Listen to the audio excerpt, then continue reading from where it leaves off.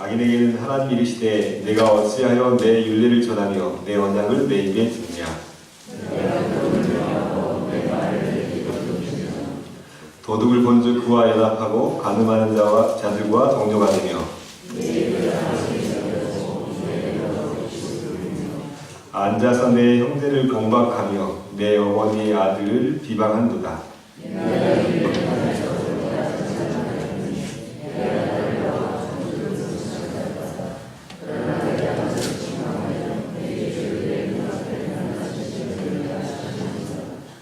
하나님을 잊어버린 너희여 이제 이를 생각하라. 그렇지 아니하면 내가 너희를 찢으리니 건질 자 없으리라.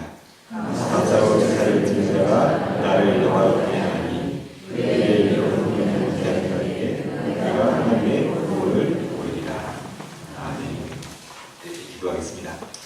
하나님 아버지, 오늘도 하나님을 사랑하고 하나님을 의지하는 마음으로 이곳 예배의 자리, 기도의 자리에 나왔습니다. 그래서 함께하여 주셔서 임재하시고 우리 마음속에 하나님의 지혜와 하나님을 사랑하는 마음을 충만하게 부어주시옵소서. 감사하니 예수 그리스도로 기도합니다. 아멘.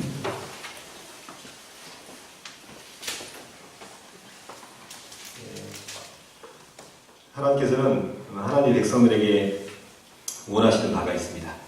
하나님께서 하나님의 백성들에게 원하시는 것은 이방인들이 어떤 큰 재물을 바치고 이방 신들에게 어떤 축복을 구하는 그런 방식으로 하나님을 섬기는 것이 아니라 하나님은 그 재물 자체보다 재물 안에 있는 하나님의 백성들의 마음과 삶을 받기 원하십니다. 그래서 하나님께서는 모든 성도들이 믿음을 가지고 하나님과 언약을 맺었다고 말씀하세요. 예배로 언약을 맺었다. 하나님 예배하는 자에게 하나님께서 은혜 주실 것이고 생명 주실 것이고 지혜 주실 것이고 또 힘 주실 것이라고 말씀하셨습니다. 하나님께서 예배하는 자에게 반드시 최후의 승리를 주실 것이라고 말씀하셨습니다. 그래서 어떤 상황 속에서도 하나님을 예배하며 살기 원하고 또 하나님과 예배의 언약 관계 속에서 복을 누리며 살기 원하시는 것이죠. 구약 성경의 미가 선지자가 이런 고민들을 했었는데요. 미가서 6장에 아주 중요한 구절이 나옵니다. 제가 읽어드리겠습니다. 내가 무엇을 가지고 여호와 앞에 나아가며 높으신 하나님께 경배할까? 내가 번제물로 1년 된 송아지를 가지고 그 앞에 나아갈까? 여호와께서 천천의 숫 양이나 만만의 강물 같은 기름을 기뻐하실까? 내 허물을 위하여 내 맏아들을 내 영혼의 죄로 말미암아 내 몸의 열매를 드릴까? 사람아 주께서 선한 것이 무엇임을 내게 보이셨으니 여호와께서 내게 구하는 것이 오직 정의를 행하며 인자를 사랑하며 겸손하게 내 하나님과 함께 행하는 것이 아니냐. 천천의 숫 양보다 만만의 강물보다 이것을 하나님께 드리는 것이 하나님이 받으시고 기뻐하실까 했지만 하나님께서 미가 선지자에게 보이신 것은 오직 정의를 행하며 인자를 사랑하며 겸손하게 내 하나님과 함께 행하는 것이 아니냐 말씀하셨어요. 하나님은 우리가 삶의 현장 가운데 하나님과 동행하는 삶을 기뻐하십니다. 마음이 힘들고 지칠 때 하나님 마음이 힘들고 참 지칩니다. 힘을 주십시오. 어려운 문제에 부딪혔을 때 하나님 내 지혜로 이걸 참 풀기가 어렵습니다. 하나님 지혜 주십시오. 하나님 낙심이 됩니다. 하나님께서 저에게 기쁨을 주십시오. 계속해서 하나님께 감사를 고백하고 또 하나님께 은혜를 구하면서 길을 갈 때나 앉아있을 때나 집에 있을 때나 어디 있든지 하나님과 겸손하게 하나님을 신뢰하면서 동행하는 삶, 그 자체를 예배의 삶이라고 말씀하시고 하나님의 백성들에게 원하시는 것도 바로 그런 것입니다. 그런데 오늘 악인에 대해서 16절에 나오는데요. 악인에게는 하나님이 이르시되 이렇게 말씀합니다. 이 악인은 살인죄를 지었거나 대단한 죄를 지은 사람이 아니라 하나님께 재물을 갖다 바치면서 지금으로 말하면 아주 예배 생활도 하는 사람입니다. 때로는 입으로 거룩한 말도 하고 또 하나님의 말씀도 입으로 이야기를 합니다. 하지만 실제 삶 속에서는 전혀 하나님과 동행하지 않는 삶인데요. 17절부터 20절까지 이러한 악인들의 삶이 나옵니다. 하나님의 교훈을 미워하고 하나님의 말씀을 뒤로 던지고 도둑을 본즉 그와 연합하고 간음하는 자와 동료가 되며 또 입에서 악을 내어주고 또 혀로 거짓을 꾸미고 형제를 공박하고 어머니의 아들을 비방하는 길 서슴지 않습니다. 주일 예배도 잘 참석하고 봉사도 하고 헌금도 잘 드리는데 교회에서만 그럴 뿐 교회 밖에서는 전혀 하나님과 상관없이 자기 방식대로 죄를 짓고 입으로 행동으로 죄를 짓고 살아가는 사람의 모습입니다. 신약성경에 보면 바리새인의 모습 바로 그런 것이죠. 겉으로는 경건한 모습을 하고 율법을 잘 지킨다 그 마음속에는 악의와 부의와 탐욕이 가득한 상태에 있는 모습. 우리가 하나님을 삶의 자리에서 인정하고 또 하나님과 동행하지 않으면 우리의 믿음은 이런 이상한 모습으로 전락해 버리기가 쉽습니다. 재물을 갖다 바치면서 하나님께 도움을 구하지만 실제로는 삶이 전혀 하나님과 상관없는 모습이 되어버린다는 것입니다. 이들이 그렇게 하는 이유에 대해서 본문이 이야기해주고 있는데요. 21절에 말씀합니다. 내가 이 일을 행하여도 내가 잠잠하였더니 네가 나를 너와 같은 줄로 생각하였도다. 하나님이 그렇게 악을 행하는 모습을 보고도 가만히 계시는 것 같아서 이제 자기처럼 하나님을 생각하는 거예요. 아, 이렇게 해도 되는구나. 이렇게 해도 하나님이 벌을 주시지 않네? 실제로는 하나님께서 인내하시고 참으시고 계시는데 아무런 일이 일어나지 않기 때문에 더 대담하게 범죄를 하는 모습입니다.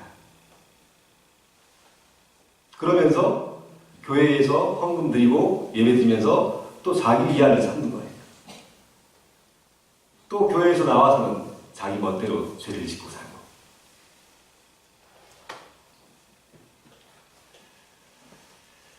그러자 하나님은 말씀하십니다. 내가 너를 책망하여 내 죄를 내 눈앞에서 낱낱이 드러내리라. 낱낱이 드러내리라.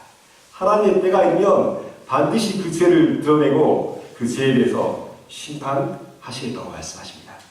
얼른 회개하고 돌이키지 않으면 반드시 그 죄에 대해 대가를 지불케 하시겠다고 말씀하시는 것입니다. 또 악인들이 그렇게 악을 행하며 살아가는 이유가 22절에 기록되어 있는데요. 하나님을 잊어버린 너희여 이제 이를 생각하라. 하나님을 잊어버릴 때 악인이 될 수 있다는 것입니다.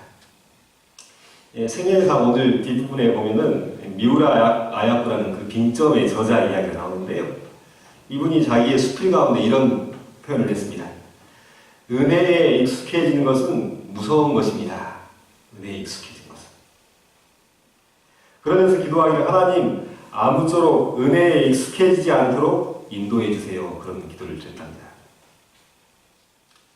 이런 기도를 드린 이유가 있는데요. 남편과의 만남이 미우라 아야프가 남편과의 만났던 것이 조금 사연이 있습니다. 젊을 때 척추병으로 13년간이나 투병을 했는데 병상에 있을 때 남편이 이렇게 찾아왔어요. 그리고 누워있는 미우라 아야프에게 청혼을 하고 아픈 아내와 결혼을 하게 된 것이죠. 그리고 정성껏 간병을 해주고 또 평생 같이 살았는데요. 이 미우라 아야프 입장에서는 아파서 누워있는 자신에게 찾아와서 청혼하고 결혼한 남편이 얼마나 고마웠겠습니까? 처음에는 남편이 너무 고마웠지만 결혼 생활에 익숙해지면서 점점 처음의 고마움을 잊어버리고 남편에게 화를 내거나 제멋대로 버릇없는 말과 행동을 하는 자기의 모습을 보면서 익숙해진다는 것이 참 무서운 것입니다. 그렇게 고백을 하는 거예요. 오늘 본문에 나오는 악인의 모습도 처음에는 하나님을 알려고 했을 것입니다.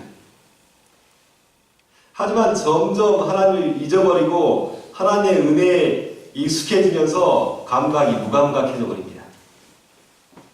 그리고 종교생활은 형식적인 종교생활로 전락해버리고 이제는 위선적인 종교인의 모습으로 전락해버렸던 것입니다. 이런 모습을 향해서 하나님을 잊어버린 너희여 이제 이를 생각하라. 그렇지 않으면 내가 너를 찢으리니 건질 자가 없으리라. 이런 모습도 돌이키고 은혜를 회복하지 않으면 하나님이 뭘 하시겠다고 말씀하십니다. 우리가 믿음으로 사는 것은 고백하지 않습니까? 하나님의 은혜로만 살아갑니다. 오직 하나님의 은혜로만 살아갑니다. 이것이 우리의 믿음의 고백 아닙니까? 우리는 예수 그리스도의 놀라운 십자가의 사랑과 은혜로 구원받은 백성되었고 그 은혜는 지금도 우리에게 살아갈 힘이 됩니다. 우리의 능력이 됩니다.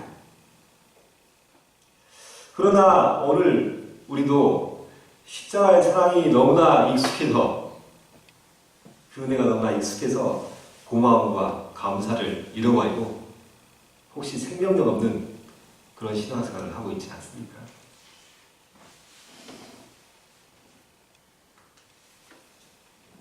기도할 수 있다는 것, 하나님께 예배드릴 수 있다는 것, 자신의 아픔과 상처를 내어놓고 하나님께 토설할 수 있다는 것이 얼마나 큰 복이고 은혜인지 우리는 너무나 익숙해져 버려서 그것을 기억하지 못할 때가 많습니다. 여러분이 이 자리에 나와서 예배드리는 것 하나님의 은혜입니다. 우리가 예배할 대상이 하나님이라는 것, 그것 또한 하나님의 은혜입니다. 오늘을 숨쉬며 살아가는 것도 하나님의 은혜이고 하나님의 은혜가 아닌 것이 하나도 없음을 다시 한번 기억합시다. 그리고 하나님 말씀하십니다. 이제 23절에 감사로 제사를 드리는 자가 나를 영화롭게 하나니 그의 행위를 옳게 하는 자에게 내가 하나님의 본을 보이리라. 감사로 하나님께 예배하는 삶을 살아가는 것, 삶의 현장 속에서 우리의 믿음이 실제가 되어지는 것. 그래서 길을 갈 때나 앉았을 때나 집에 있을 때나 교회에 있을 때나 어디든지 하나님과 동행하며 하나님과 대화하며 믿음의 삶을 살아가는 것, 그 자체가 하나님을 영화롭게 하는 것이라고 말씀하십니다. 하나님을 영화롭게 하는 그에게 하나님 오늘도 구원을 보이시고 우리에게 지혜와 생명과 은혜를 충만하게 주신다고 약속하십니다. 오늘도 이 믿음 가운데 복된 삶을 살아가시는 주의 이름으로 축원합니다. 기도하겠습니다. 하나님 아버지, 우리가 한순간 상순간 살아가는 것이 하나님의 은혜가 아닌 것이 없습니다. 다시 한번 우리의 믿음의 감각을 일깨워 주시고 하나님의 은혜를 느끼게 하시고 하나님의 손길을 바라볼 수 있도록 역사해 주시옵소서. 우리의 믿음이 교회 안에 갇혀있는 믿음이 아니라 삶의 현장 속에서 실제가 되고 살아서 역사하는 믿음이 되게 하여 주시고 우리가 하나님을 감사로 예배할 때 하나님께서 약속하신 구원을 우리 삶 가운데 보여주시옵소서. 오늘도 붙들어 주님이 싸우고 예수 그리스도로 기도합니다. 주기도문으로 예배를 마치겠습니다. 하늘에 계신 아버지, 아버지의 이름을 거룩하게 하시며 아버지의 나라가 오게 하시며 아버지의 뜻이 하늘에서와 같이 땅에서 이루어지게 하소서. 오늘 우리에게 일용할 양식을 주시고 우리가 우리에게 잘못한 사람을 용서해 준 것 같이 우리 죄를 용서해 주시고 우리를 시험에 빠지지 않게 하시고 악에서 구하소서. 나라와 권능과 영광이 영원히 아버지의 것입니다.